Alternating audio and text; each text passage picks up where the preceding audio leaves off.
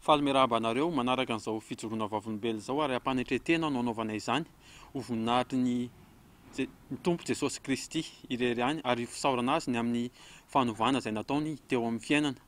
Tiako zaraina aminao fa rehefa nandray ny fahamarinana ianao, rehefa nandray an'i Jesosy Kristy Tompo dia misy fiovana eo amin'ny fiainanao, dia fiovana toe-po zany.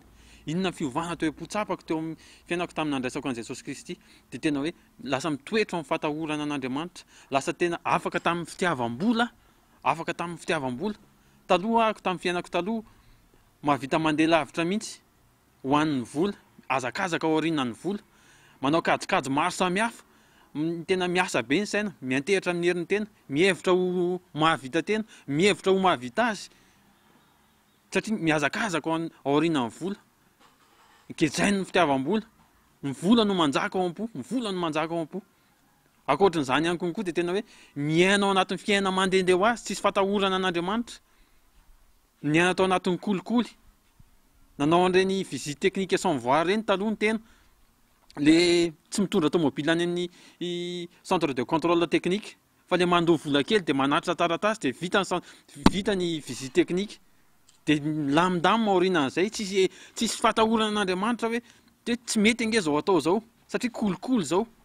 Fa no nandray fahamarinana ianao dia mitoetra tao anatinao fatahorana an'Andriamanitra, miova le fomba fijery, tena miova le toe-po, tsapanao mihitsy.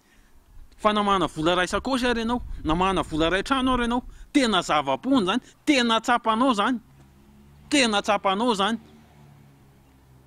Tsapanao mihitsy fa namana trano enina ary ianao, namana trano 10 ary ianao, tsy mitondra fahasambarana ho anao zany, fa tsapanao hoe tena zava-pony zany, zava-pony.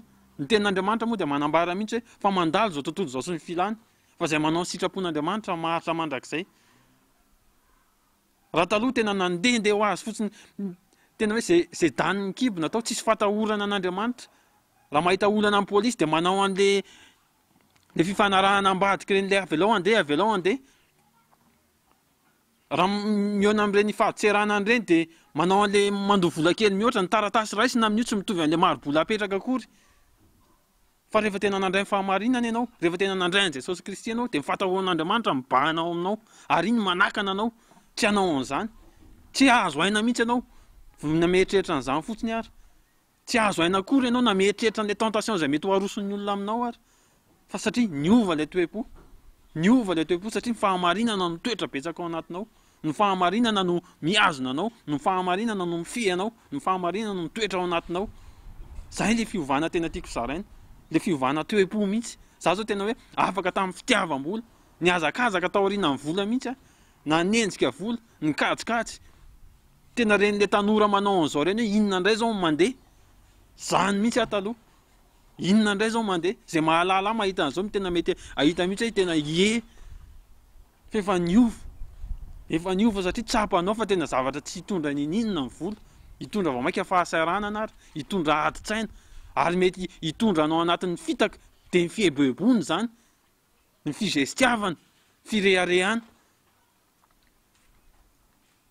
Fatahoran'Andriamanitra taloha tsy nisy, arak'ilay nambarako aminareo teo, fa mandehandeha ho azy raha manao kolikoly, manambomboatra saina fotsiny hoe atao ihany aloha, fa rehefa avy eo milamindamina.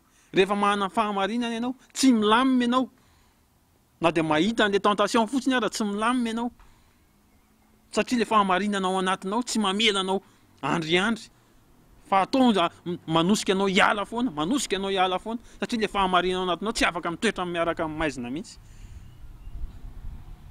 Fiovana toe-po, izay le fiovana tao aoriana tamin'ny nandraisana ny fahamarinana, izay nandraisana Jesosy Tompo, dia isaorana azy ny famindram-pony, isaorako azy ny famindram-pony, isaorako azy ny fanovana izay nataony tamin'ny fiainako, voninahitra ho an'i Jesosy irery.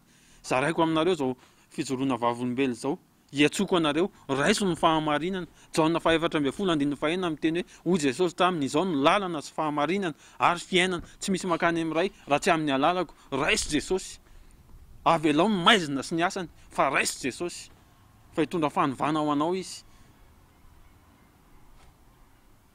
An'i Jesosy irery ihany ny voninahitra. Amen.